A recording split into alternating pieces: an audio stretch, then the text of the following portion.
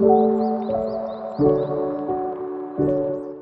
it's Christina Minyagi with John L. Scott Real Estate here in Walla Walla, Washington. And today I want to talk to you a little bit about the market shift that we are seeing, not only in Walla Walla, but all over the country. Now, I specifically can only speak to Walla Walla County and what we're doing here and a little bit of Columbia County. But pretty much wherever you live, you're seeing a shift in your market. And what that is translating to is more days on market, price drops, and a bunch of other things that are kind of exciting for buyers. Sellers are still selling their homes, they're still going on the market, but if you're a buyer right now and you can afford a home and you aren't scared of that interest rate, now is a great time to buy because you are not competing against 10 other offers. You are usually the only offer. If you go and see a house and you love it and you write an offer on it, chances are you're more than likely going to have that offer accepted, which is super exciting. So just for me personally, in the last month, I've had 3 buyers who closed on houses where they were the only offer on the table, and not always the only offer after the house only being on the market for a few days. So that's really exciting if you're a buyer in this market. It means that you're not going to be waiting 6 months, 9 months, a year once you're pre-approved to be able to close on the house. So on average in Walla Walla, what we're seeing for days on market is 124. That's how many houses we had on the market in September. We had 124 houses on the market in the month of September.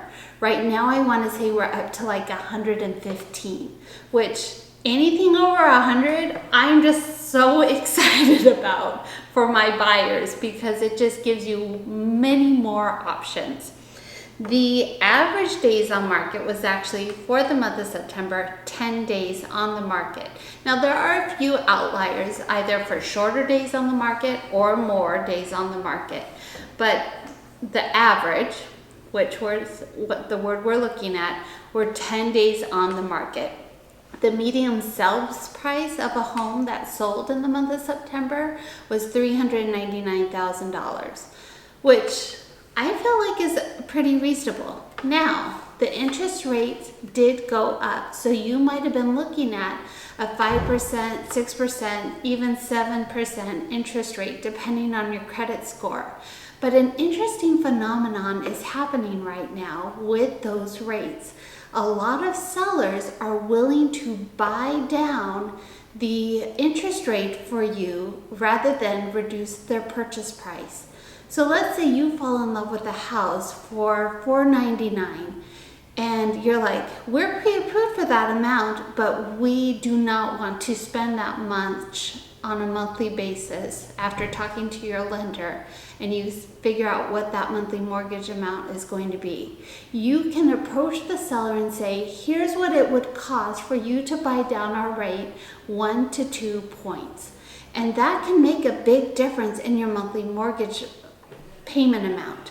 So it's something that hasn't happened in a while because rates weren't this high. But like when my parents bought a house in 1985, they bought down their interest rate then, and just buying it down that 1 point made a huge difference in their monthly mortgage payment. Now, a little perspective. When my parents bought their house in 1985, the interest rate was 10%. Actually, I think that's the rate they bought down to, was 10%. I think they were at 11% interest rate.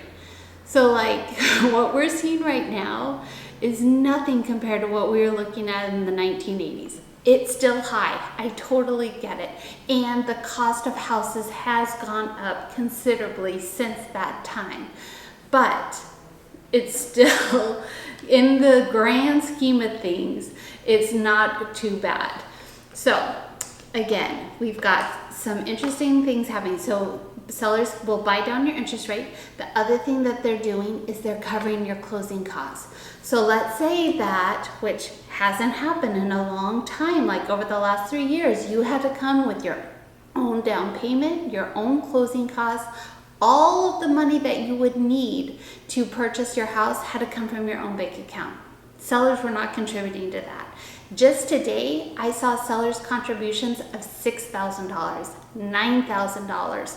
That's a lot of money. Now that may have been covering things like a new sewer line or something like that, but it also is indicative of the amounts you would spend on your loan cost provisions. So sellers are covering those, and that is to your benefit because that leaves money in your bank account rather than you just spending it, a lot of your money to just get into the house, which is great because then you can go and you can paint, or you could do yard work, or you could do whatever fixes you want to do once you're already in the house.